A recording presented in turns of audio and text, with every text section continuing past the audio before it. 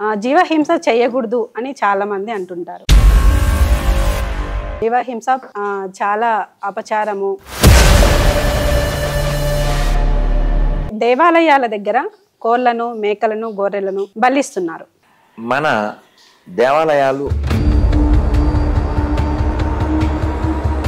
దాన్ని ఉగ్రాచారం అంటారు. అది సదాచారం కాదు. నువ్వు అసలు అమ్మవేనా? నీ పిల్లలు నువ్వు బలి కొడతావా?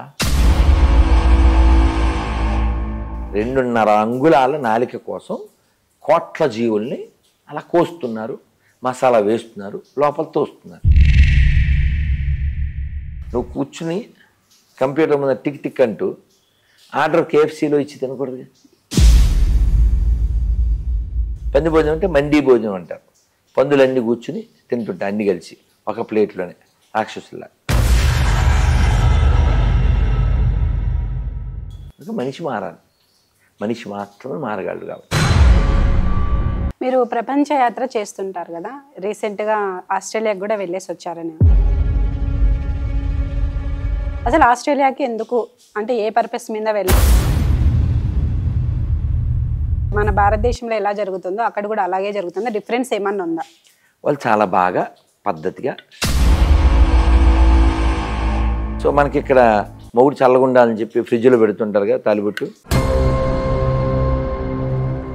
కొన్ని టెంపుల్స్ వ్యాపారం కోసమే ఉన్నాయి అనేసి కొంతమంది అంటున్నారు. అంటేంటి? వాళ్ళు గవర్నమెంట్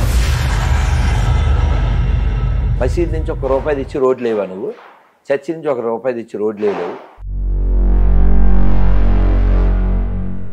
భర్త చనిపోయిన తర్వాత ఇవన్నీ తీయాలంటారు. అంటే మెట్టెలు, తాలిబొట్టు అంటే తీస్తే ఓకే, కానీ ఇవి ఫస్ట్ నుంచి ఉన్నాయి కదా, ఇవి కూడా తీస్తున్నారు. ప్రతి జీవికి ఇది నేను అని ఒక మోహం ఉంటుంది. వ్యవస్థ నాశనం కాకుండా ఉండటానికి నా ఇష్టం అంటే జరిగేది ఆగం. అది ఇప్పుడుండే రోగం. తలరాత అనేది పుట్టుకతోనే రాస్తారు బ్రహ్మదేవుడు అని అంటుంటారు. పూజలు చేస్తే తలరాత మారుతుంది, వ్రతాలు చేస్తే తలరాత మారుతుంది అని అంటారు. మనకి దెబ్బ తగలడం కన్ఫర్మ్. లేదనుకో నువ్వు హఠాత్ పరిణామంలా భావిస్తావు, తట్టుకోలేకపోతావు. చాలా మంది తెల్లవారుజామునే లేయాలి, పూజలు చేయాలి అని అంటున్నారు. దీనికి అంటే ఒక గురూజీ అలా అంటున్నారు, ఇంకొక గురూజీ ఇంకొకలా అంటున్నారు. ఇంకోలా అంటే ఎప్పుడైనా లేయచ్చు. అలా అంటే వాడు గురువు కాదు, వాడు బరువు. మా దగ్గర అది వేరే కదా. హాయ్, హలో, నమస్తే, welcome to my channel. This is Lalitha from Lalitha stocks. ఈరోజు ఒక స్పెషల్ గెస్ట్ని మీ ముందుకు తీసుకొని వస్తున్నాను. ప్రముఖ ఆధ్యాత్మికవేత్త అయినటువంటి రాధా మనోహర్ దాస్ గారు మనతో పాటు ఉన్నారు. చాలా విషయాలు తనతో అడిగి తెలుసుకునే ప్రయత్నం అయితే చేద్దాం. నమస్తే గురూజీ. హరే కృష్ణమ్మ. హరే కృష్ణ. చాలా మంది మీతో ఇంటర్వ్యూ చేసింటారు, అన్ని కామన్ క్వశ్చన్స్ అడిగినారు. నేను అందులో ఏమడగబోతున్నానంటే, మీ ఇంటర్వ్యూస్ చూసి కింద ప్రేక్షకులు కామెంట్స్ పెడుతుంటారు కదా, ఆ క్వశ్చన్స్లలో కొన్నిటిని తీసుకొని వచ్చా మీ ముందుకు. సో వాటికి ఆన్సర్ చేయాల్సిన బాధ్యత మన మీద ఉంది కాబట్టి నేను తెలియజేస్తున్నాను. ఫస్ట్ క్వశ్చన్, ఇప్పుడు హిందుత్వంలో ఉన్న వాళ్ళు జీవహింస చేయకూడదు అని చాలా మంది అంటుంటారు. జీవహింస చాలా అపచారము, చేయకూడదు, అయినా కూడా చేస్తున్నారు అని కొంతమంది అంటున్నారు. ఎలా చేస్తున్నారంటే దేవాలయాల దగ్గర కోళ్లను, మేకలను, గొర్రెలను బలిస్తున్నారు హిందువులే. అది అంటే అది తప్పు కదా అని అంటున్నారు. దీనికి మీరు ఏం చెప్తారు? కళ్యాణాద్భుత గాత్రాయ కామితార్థ ప్రదాయనే శ్రీమద్ వెంకటనాథాయ శ్రీనివాసాయ మంగళం. ఇందాక ఒక పాట పాడాను, జీవహింస మానండి అనేటువంటి పాట. మన దేవాలయాలు అన్ని చోట్ల జీవహింస జరగదు, చాలా సెలెక్టెడ్ ప్లేసుల్లోనే జీవహింస జరుగుతుంది. ఇప్పుడు మనం ఉన్నది కూడా దేవాలయమే. ఇక్కడ కేవలం పూలు, పండ్లు, పత్రాలు ఇవే ఉంటాయి, హింస ఉండదు. మనకు కొన్ని లక్షల దేవాలయాలు ఉన్నాయి, కొన్ని లక్షల దేవాలయాల్లో హింస జరగదు, కొన్ని దేవాలయాలలో మాత్రమే జరుగుతుంది. అది గ్రామ దేవతలు అలాంటి చోట జరుగుతుంది. దాన్ని ఉగ్రాచారం అంటారు. అది సదాచారం కాదు. మీకు ఒక ఉదాహరణ చెప్తాను. తెనాలి రామకృష్ణ సినిమా చూడండి. ఒక చిన్ని మేక పిల్లని తీసుకొచ్చి అలా బలివ్వకపోతే తెనాలి రామకృష్ణుడు ఆపుతాడు. పంతులు నీకేం పని అంటాడు. అని ఇది తగ్గలేదు. ఇదం భ్రామ్యం ఇదం క్షాత్రం. వాళ్ళు ఈయన గట్టిగా అడిగేసరికి వదిలేసి వెళ్ళిపోతారు ఆ మేకని.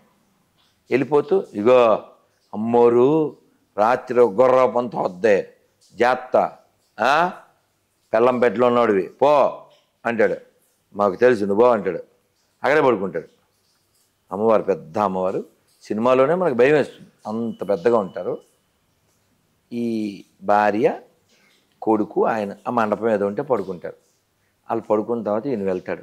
వెళ్ళి అమ్మ నువ్వు అసలు అమ్మవేనా, నీ పిల్లలు నువ్వు బలి కోరతావా అని గట్టిగా అడుగుతాడు. ఆవిడ వచ్చింది. వచ్చి ఏంటి ఆయన భయం లేదా నీకు అంటే, ఎందుకమ్మా నువ్వు మా అమ్మవు కదా, అమ్మ దగ్గర భయం ఎందుకు, ఈ జీవులందరూ నీ పిల్లలే కదమ్మా, ఎందుకమ్మా వాళ్ళందరూ నువ్వు తింటావా, ఎందుకు తింటావు, అమ్మ అలా బలి కోరదు కదా అని ప్రశ్నలు వేస్తే, నాయన లోకంలో వీళ్ళు నా పేరు చెప్పి ఇలా చేస్తున్నారు, దాని బాధ్యత నాదే అని చెప్పి అమ్మ చెప్తారు. ఆవిడ అలా ఆనందపడి పాయసం ఇది జ్ఞానాన్ని ధనాన్ని ఇస్తుంది అని చెప్తుంది. ఆయన ఏం చేస్తాడు, ఓసారి సొత్త అంటాడు. అంతే అమ్మతోనే పరాచకాల నువ్వు వెగటగా అయిపోతావు అంతే. ధన్యోస్మి అమ్మ, నీ దయ వలన లోకంలో ఎవరికీ లేని కీర్తి నాకు వస్తుంది. నేను లోకాన్ని రంజింపచేస్తూ ఆనందింపచేస్తూ ఆలోచింపచేస్తానమ్మా అని నేను వచ్చేస్తాను. అలాగా లోకంలో మెచ్యూరిటీ అంటే ఏమిటి, రోజులు గడిచే కొద్దీ ఒక్కొక్క దాన్ని వదలడం.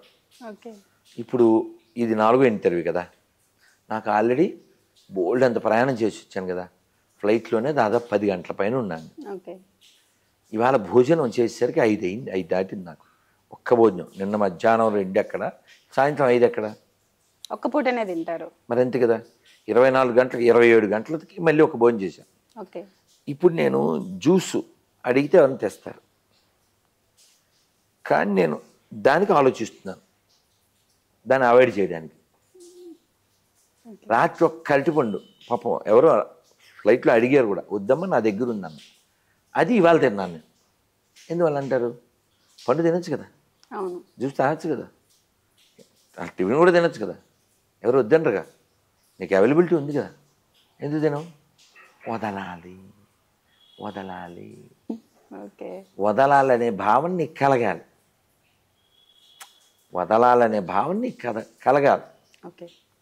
కానీ ప్రపంచంలో ఎక్కువ మంది ఎలా ఉన్నారు, వదలడం లేదు, ఎంతో చిన్న జీవితం ఆ సాంగులో ఉంటారు. ఇప్పుడు నువ్వు అలవాట్లను వదలకపోతే ఫైనల్గా ఏదో రోజు దీన్ని వదిలేస్తావు. ఏంటిది, దేహం. దేహం వదిలే లోపల మోహం వదలాలి. నువ్వు సోహం అని భగవంతుడికి దాసోహం చేయాలి. దీనికి ఏం అవసరం, జ్ఞానం అవసరం. దీనికి ఏం అవసరం, సాంగత్యం అవసరం. ఇవి చాలా తక్కువగా ఉన్నాయి. ఇది విస్తృతంగా పంచబడాలి, పెంచబడాలి. దానికోసం నా ప్రయత్నం నేను చేస్తున్నాను.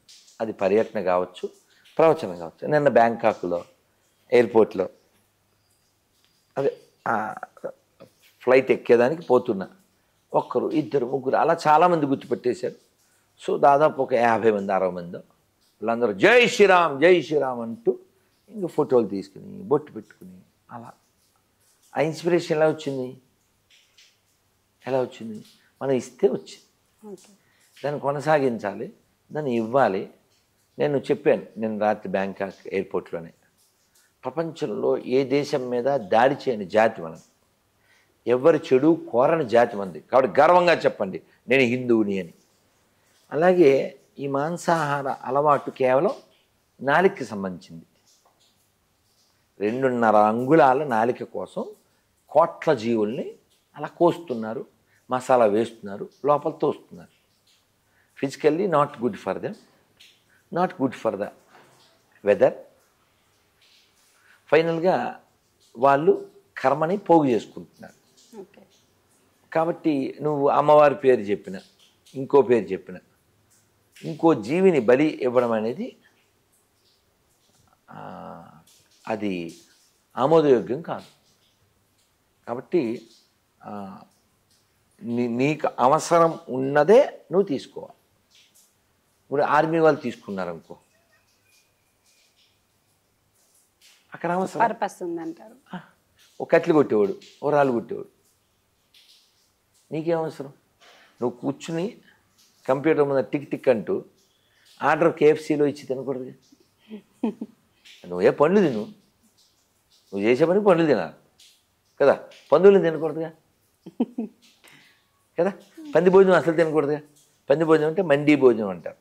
పందులన్నీ కూర్చుని తింటుంటాయి అన్నీ కలిసి ఒక ప్లేట్లోనే రాక్షసుల్లా. సో కాబట్టి ఒక మనిషి రోజులు గడిచే కొద్దీ ఎదగాలి. ఎదగడం అంటే ఏంటి? ఒక్కొక్కదాన్ని వదలడం. ఇప్పుడు మొన్న మెల్బోర్న్లో ఉపన్యాసానికి వెళ్ళాను. 7కి వెళ్ళాలి, ఇంకా నాకు వాళ్ళు వీళ్ళు అడ్డం వచ్చి చాలా లేట్కి వెళ్ళాను. అయినా ఫుల్ ప్యాక్డ్. నేను వెళ్ళేసరికి పిల్లలు వాళ్ళు ఏవో తింటున్నారు, ప్రసాదం పెడతారుగా, మంచి స్మెల్, కూర ఏదో పూరి అన్నం ఏదో సంథింగ్, నేను కళ్ళతో చూడలే, స్మెల్ ముక్కుకు వస్తుంది. మరి నేను కేవలం పాలు మాత్రమే తాగి 2 గంటల పైన మాట్లాడి వచ్చి, అంత మనలో ఉందంటారు. నువ్వు ట్యూన్ అవ్వాలి. నువ్వు చాలా బలవంతుడివి, నీకు తెలీదు. అది తెలుసుకో. అది తెలుసుకోవడానికి మానవ జన్మ. నీ బలం కేవలం శరీరంలో మలాన్ని తయారు చేసి దానికోసం వాడకూడదు. నీ బలం ఆత్మబలం కోసం, నీ బలం నీ మనోబలం కోసం, నీ బలం సమాజ బలం కోసం వాడాలి. केवल खाना पीना सोना जाना, वो गाय गधा भी कर सकता है, वो कुत्ता भी कर सकता है. फर्क क्या है? మనిషి మారాలి, మనిషి మాత్రమే మారగలడు. కాబట్టి మీరు ప్రపంచ యాత్ర చేస్తుంటారు కదా, రీసెంట్గా ఆస్ట్రేలియాకి కూడా వెళ్ళేసి వచ్చారు. అసలు ఆస్ట్రేలియాకి ఎందుకు, అంటే ఏ పర్పస్ మీద వెళ్ళారు? వినాయక చవితి. ఓకే, అంటే ఎలా జరుగుతుంది? ఇప్పుడు మన ఇండియా, మన భారతదేశంలో ఎలా జరుగుతుందో అక్కడ కూడా అలాగే జరుగుతుందా? డిఫరెన్స్ ఏమన్నా ఉందా? వాళ్ళు చాలా బాగా పద్ధతిగా శ్రద్ధగా అక్కడికి వచ్చిన తల్లులు, అంటే మేము సమయం లేక అన్ని వీడియోలు ఇంకా పెట్టలేదు, చాలా నిలబడద్ది. ఈ వినాయక చవితి జరిగే పండాలు వాళ్ళు ఒక చేస్తారు కదా, పందిరి.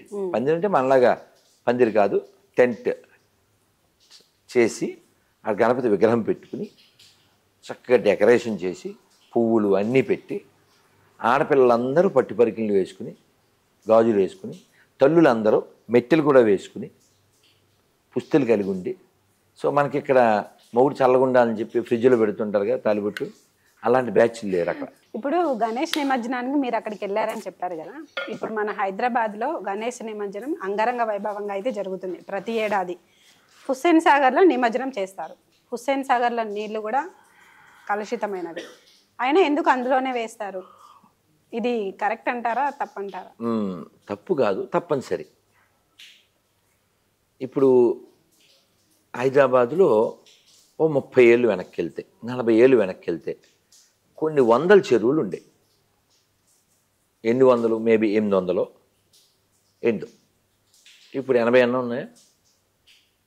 తగ్గిపోయినాయి గురూజీ. తగ్గిపోయినాయని చెప్పకండి, ఆక్రమించబడ్డాయని చెప్పండి. కరెక్ట్. ఫ్లాట్లు కట్టబడ్డాయి అని చెప్పండి, అపార్ట్మెంట్లు కట్టబడ్డాయి అని చెప్పండి. ఎన్క్రోచా ఇంకోక్రోచా అయిందని అవన్నీ అయిపోయినాయి. సో హైదరాబాద్కు వాన వస్తే వరద ఎందుకు వస్తుంది? ఇందుకు వస్తుంది. ఇలాంటివన్నీ స్వయంకృత అపరాధాలు.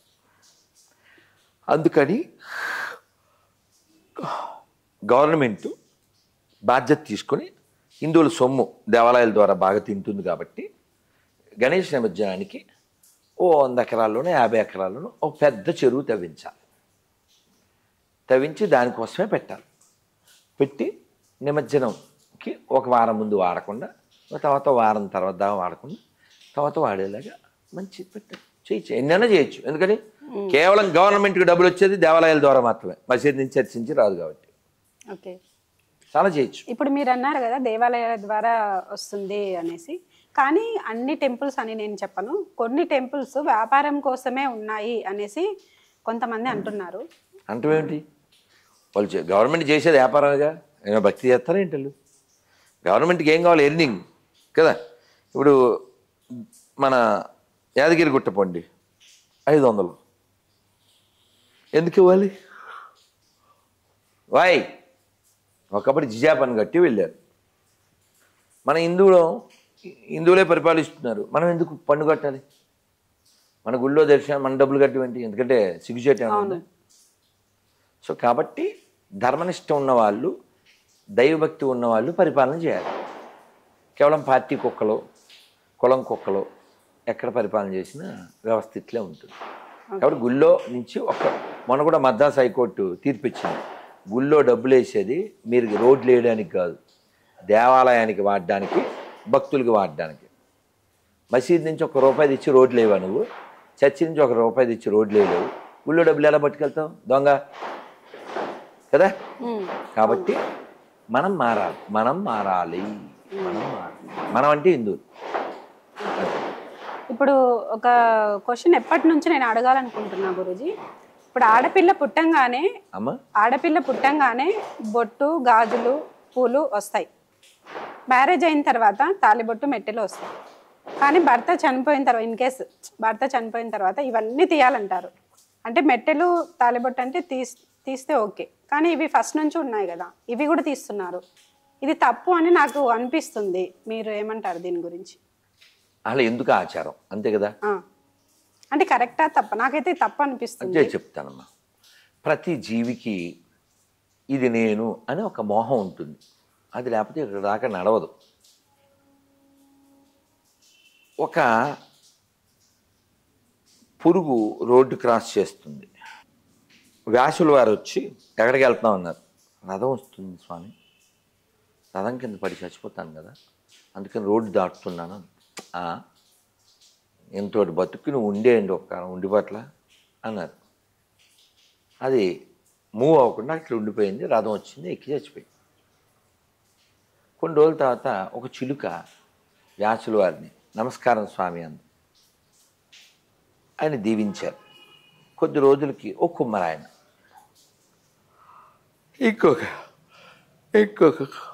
ఇంకొకరు ఇలా నమస్కారం పెట్టారు. ఫైనల్గా ఓ రాజుగారు అబ్బాయి ఉయ్యాల్లో ఉంటే ఈయన చూడడానికి వెళ్ళారు. ఆ పసిపిల్లవాడు ఈయనతో మాట్లాడారు. ఎలా మాట్లాడాడు? స్వామి మీ దయ వల్లనే నేను ఇప్పుడు రాజుపుత్రుడినయ్యాను అన్నాడు. ఎలా? ఆ పురుగు. ఇది ఎందుకు చెప్పాయంటే ఆ పురుగు నుంచి రాజకుమారుడు దాకా అందరికీ ఇదే నేను అని ఫీలింగ్ ఉంటుంది. దీని మీద మోహం ఉంటే, దీన్ని అలంకరించుకుంటే వైరాగ్యం రాదు. వైరాగ్యం రాకపోగా లోకంలో చాలా అక్కర్లేని బంధాల్లో, అక్రమ బంధాల్లో చిక్కుపడవలసి వస్తుంది. తద్వారా తనకి పుట్టిన వాళ్ళు అన్యాయం అయిపోతారు. అలా లోకంలో జరుగుతుంది కదా, జరిగింది కదా. కాబట్టి తన మీద ఎవరి దృష్టి పడకుండా ఉండడానికి, ఏకాగ్రత భంగం కాకుండా ఉండటానికి, వ్యవస్థ నాశనం కాకుండా ఉండటానికి ఇలాంటి సిస్టమ్ పెట్టడం జరిగింది. నువ్వు ఎప్పుడూ నేను అలాగే ఉంటాను అంటే సమాజం భోగ వస్తువుగా నిన్ను పరిగణిస్తుంది. భోగం నుంచి వచ్చేది రోగం, కానీ మనిషి పొందవలసింది యోగం. నా ఇష్టం అంటే జరిగేది ఆగం. ఎంత చెప్పినా మేము చెప్తాం ఆగం. మొదలు చెప్పిన ఆగం తెలంగాణ ఆగం, తర్వాత చెప్పింది తెలుగు ఆగం. ఓకే, అది ఇప్పుడుండే రోగం. ఓకే. ఇప్పుడు శివాజ్ఞ లేనిది చీమైనా కుట్టదు అంటారు, కానీ కొంతమంది పాపాలు చేస్తుంటారు. అంటే శివాజ్ఞ ఉందంటారా, ఇది లేదంటారా? ఇది తప్పు కదా. అష్టూలు ఇస్తా. నాకిప్పుడు నాకు ఒక స్వతంత్రం ఉంది. దీన్ని ఇలా పెట్టి నాకు ఇలా అసిస్టెంట్గా దీన్ని సపరెట్టుకోవచ్చు. లేదు నేను ఇలా తీసి మీ మీద వేసరచ్చు. ఇప్పుడు శివుడి మీద తోయిచ్చా, నేను శివుడి మీద తోయిచ్చా. దీనికి ఒక మంచి కథ చెప్తానే.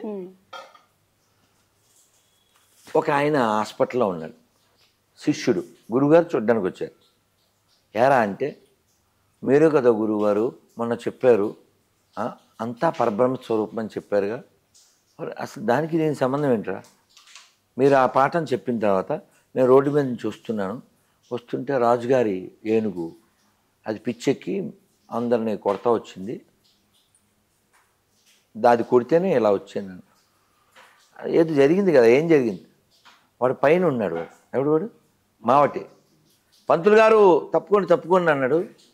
హే, నీలో నాలో ఉన్నది అదే పరబ్రహ్మ, ఆ ఏనుగులో ఉన్నది అదే పరబ్రహ్మ, ఆ పరబ్రహ్మ వచ్చి పరబ్రహ్మ కొట్టింది చెప్పాడు.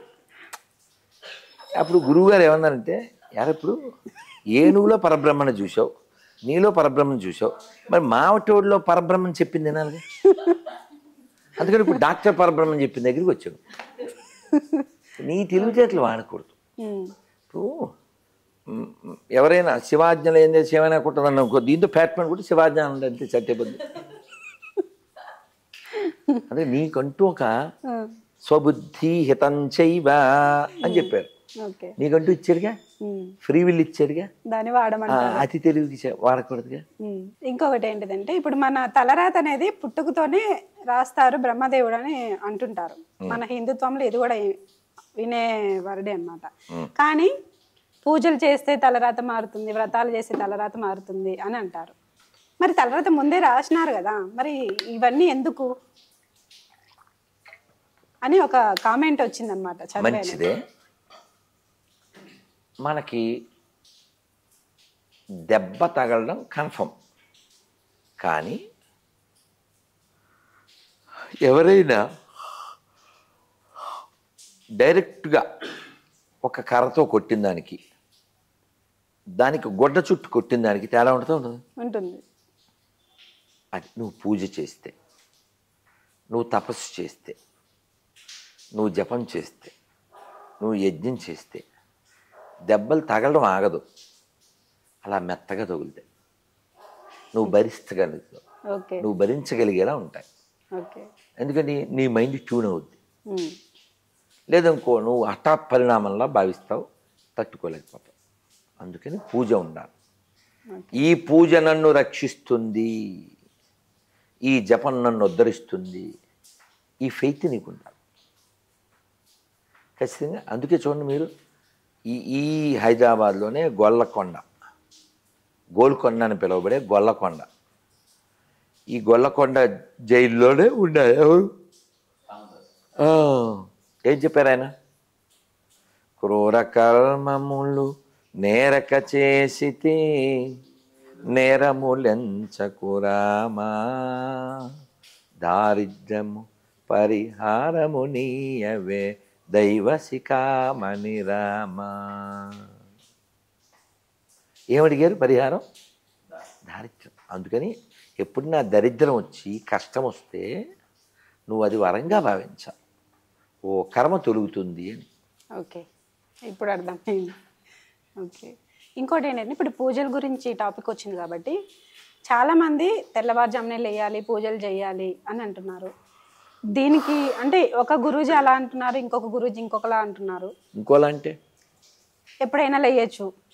అలా అంటే వాడు గురువు కాదు, వాడు బరువు, వాడు తీస్తున్నాడు పరువు. ఇలా అందరూ తీసుకెళ్ళడానికి ఉంది ఒక చెరువు. సో ఇలా చెప్తున్నారు కాబట్టి కొంతమంది వేరే మతంలోకి మారుతున్నారు. అలా ఎవరు చెప్పరు, చెప్తే చెప్పులు ఉన్నాయి మా దగ్గర, అది వేరే కథ. విషయం ఏంటంటే, శాస్త్రం ప్రాతకాలం అని చెప్పింది. ప్రాతకాలం కాకుండా లేస్తే పోయే కాలం. అదేందా?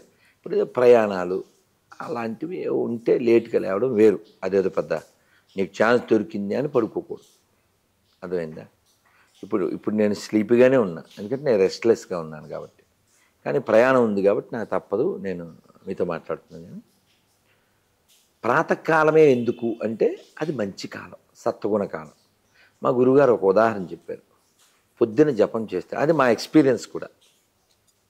జపమాల పట్టుకుని హరే కృష్ణ హరే కృష్ణ కృష్ణ కృష్ణ హరే హరే హరే రామ రామ రామ హరే హరే కృష్ణ హరే కృష్ణ కృష్ణ కృష్ణ హరే హరే రామ రామ రామ రై రై రై రైమని వెళ్ళిపోద్ది. అది ఇప్పుడు చేయి రాత్రి 10కి స్కూల్కి నేను వెళ్ళను అంటాడే పిల్లోడు, అలా ఉంటుంది అది. ఓకే. అవ్వనే అవ్వదు. 108 అవ్వడానికి దేవుడు కనపడిపోతాడు. ఎందువల్ల అంటే మా గురుగారు ఏం చెప్పారంటే, పొద్దున్న మనస్సులో బరువు ఉండదు, వాతావరణం పాజిటివ్గా ఉంటుంది. ఈ పాజిటివ్గా ఉండే వాతావరణంలో ట్రాఫిక్ లేని రోడ్ లాంటి మనస్సు ఉంటుంది. మీరు పొద్దున్న 4కి బయలుదేరారు అనుకోండి, ఇక్కడ నుంచి చాలా తొందరగా సికింద్రాబాద్ రైల్వే స్టేషన్కి వెళ్ళిపోతారు, చాలా తొందరగా ఎయిర్పోర్ట్కి వెళ్ళిపోతారు. అదే సాయంత్రం 4:30, 5కి బయలుదేరండి, టక్ టక్ ట్రాఫిక్ ఉండదు. కాబట్టి ఎవరు ఏ రంగం వాళ్ళైనా ఉదయకాలం చాలా మంచిది, ముఖ్యంగా సాధకులకు. ఓకే. అంటే పూజలు చేస్తేనే దేవుడు కరుణిస్తాడు. ఇప్పుడు వ్రతాలు, హోమాలు ఇవన్నీ అంటే అవి చేస్తేనే కరుణిస్తాడా? అవి చేయకుండా మనం ఒక నమస్కారం పెడితే కరుణిస్తాడా, కరుణించాడా అంటే డౌట్ కొంతమంది అంటున్నారు. నువ్వు ఒక ఎమ్మెల్యేని కలవాలి, ఏంటి ప్రాసెస్ ఏంటి? అపాయింట్మెంట్ ముందు తీసుకోవాలి. ఎవరి దగ్గరికి వెళ్ళాలి? పిఏ నెంబర్ ఉంటే తనకు కాల్ చేసి ఒక అపాయింట్మెంట్. పిఏ నెంబర్ కూడా లేదు, అప్పుడు ఎవరినన్నా కనుక్కుంటాం, అడిగాను తెలిసిన. ఆ తర్వాత అవును. ఒక 5 ఏళ్ళు ఉండి ఊడిపోయేవాడికి ఇంత సిస్టమ్ ఉంటే, పర్మనెంట్గా ఉండే భగవంతుడికి ఒక సిస్టమ్ ఉండదా? అర్థమైందమ్మా? కాబట్టి భగవంతుడిని పూజించాలి, ప్రార్థించాలి, జపించాలి, 24 గంటలు స్మరించాలి. అలా చేయడం అది నీ విధి. అలా ఉంటేనే సరైనది నీ మది. ఓకే. అర్థమైందమ్మా? ఓకే. ఇప్పుడు లాస్ట్ క్వశ్చన్ గురించి, ఇప్పుడు రీసెంట్గా నేను ఒక వీడియో చూశానమాట. ఎవరో పెట్టారు, అంటే పూజలు ఏవి చేయకపోయినా ఇప్పుడు ఫారినర్స్, ఇప్పుడు బిల్ గేట్స్ కానీ, ఇప్పుడు వీళ్ళు ట్రంప్ కానీ, వీళ్ళు ఇలాంటి పూజలు చేయరు, అయినా కూడా వాళ్ళకి కోట్లు డబ్బులు అనేవి ఉన్నాయి. మనం ఇన్ని చేస్తున్నాము, మనకి ఎందుకు రాలేదు అనేసి ఒక వీడియో చూశాను. కాదమ్మా, చాలా బుద్ధి లేని బుద్ధిహీనం. పూజలు చేసేది డబ్బుల కోసం కాదుగా, పూజలు చేసేది మోక్షం కోసం, పూజలు చేసేది భగవంతుడి పట్ల ప్రేమ కలగడం కోసం, కనెక్టివిటీ కోసం, సెల్ఫ్ రియలైజేషన్ కోసం. బిల్ గేట్స్కి దీనికి సంబంధమే లేదు. ఇంకో విషయం, ధనం రావడానికి నువ్వు చేసిన కర్మను బట్టి వస్తుంది. ఇప్పుడు కొంతమంది చాలా ప్రయత్నాలు చేస్తారు, అయినా ఏదో నాగంబొట్లు అని దినదినగా అట్లే ఉంటారు. కాబట్టి ధర్మం ధనం కోసం కాదు, ధర్మం మోక్షం కోసం. ధర్మం భగవత్ ప్రీత్యద్యం, నాట్ ఫర్ ధనార్థం. ధనం కూడా ఒక భాగం అంతే. గురుగారు, చాలా మంది కామెంట్స్ లో మీ పేరు, పూర్తి పేరు రాధా మనోహర్ దాస్, సో ఈ దాస్ అనేది ఎందుకుందని అడుగుతున్నారు. చాలా మంచి ప్రశ్న. నువ్వు ఇందాకే మేము మాట్లాడుకున్నాం వేరే ఇంటర్వ్యూలో, ఈ గొల్లకొండలో ఒక ఆయన్ని జైల్లో పెట్టారు. ఎవరు? శ్రీరామదాస్. ఓకేనా? విజయనగరం దగ్గర అజ్జాడ అనే గ్రామంలో ఒక గొప్ప ఆయన పుట్టారు. ఆయన వల్లనే హరికథ విశ్వవ్యాప్తమైంది. ఆయన అష్టభాష ప్రవీణ. ఆయన పేరు శ్రీమద్ అజ్జాడ నారాయణ దాస్ గారు. ఈయన రామదాసు. ఓకేనా? రెండా? అలాగే కాశీలో మనం హనుమాన్ చాలీసా చదువుతాం కదా, జయ హనుమాన్ జ్ఞాన గుణ సాగర జయ కపీస తిరులోక ఉజా. ఎవరు రాశారు? తులసిదాస్. రామదాస్ సినిమాలో రామదాస్కి ఒక ఆయన ఏదో బోధిస్తారు, ఆయన పేరు కబీర్ దాస్. ఎన్ని చెప్పాను ఇప్పుడు చెప్పు. చివరి కామన్గా ఏమొచ్చింది? ఇవి కాకుండా కర్ణాటకలో పురంధరదాసు, కనకదాసు, తిరుపతిలో దాస సాహిత్య ప్రాజెక్టు. సో నా పేరు రాధామోహన్ దాస్. మా సీనియర్స్ మా శిక్షా గురువు గారు రేవతి రమణ దాస్, మా సీనియర్ రూపేశ్వర చైతన్య దాస్, ఇంకా సత్య గోపీనాథ్ దాస్, రామ్ మురారి దాస్, మురళీ గోవింద దాస్, లీలాపారాయణ దాస్, నిత్యముక్త దాస్, అమల్ నిమాయ్ దాస్, దామోదర్ దాస్, గౌరంగ దాస్. కామన్. ఎందుకు దాసు? నేను సరదాగా పిల్లలతో ఏమంటే, భగవంతుడు బాసు, మనం అంతా ఆయనకి దాసు, అప్పుడే పీసు, లేకపోతే అంతా లాసు. అందుకే నేను ఇస్తున్నాను క్లాసు, అందుకే నా పేరు రాధామోహన్ దాసు. కానీ వివరం ఏంటంటే మీకు అంటే చాలా దూరం వెళ్ళి చెప్తే మీ పట్టుకుంటారు. హనుమంతుడు చెట్టు కొమ్మ మీద ఉన్నాడు. ఇంట్రడక్షన్ ఇవ్వాలి ఎవరికి? ఎవరు నువ్వు? ఆయన ఎలా చెప్పుకున్నాడు? దాసోహం కోసలేంద్రస్య. ఎవరైనా స్టార్టింగ్ ఏం పదం? దాసోహం. దాస అది నా అడ్రస్. అహం నేను, ఐఎమ్ దాస్ ఎవరికి? కోసలేంద్రస్య ఎవరికి? అది ఇంట్రడక్షన్. అది ఇంట్రడక్షన్. నేను రాధా మనోహర్ కాదు, అది గుర్తుపెట్టుకోవాలి. నేను రాధా మనోహర్కి దాసుని. అర్థమైందా? రాధ యొక్క మనస్సుని హరించిన వాడికి నే దాసుని. నేను ఒక్కడనే కాదు. గతిర్భర్త ప్రభు సాక్షి. లోకంలో అందరూ దాసులే. వారికి ఉన్న కొద్దిపాటి బలానికి వాడికి వాడు బాస్ అనుకుని పీస్ కోల్పోయి లాస్లోకి వెళ్ళిపోతూ ఉంటాడు. చాలా సంతోషం తల్లి. థ్యాంక్ యూ గురుజీ, చాలా విషయాలు మాతో హరే కృష్ణ తల్లి. హరే కృష్ణ. హరే కృష్ణ.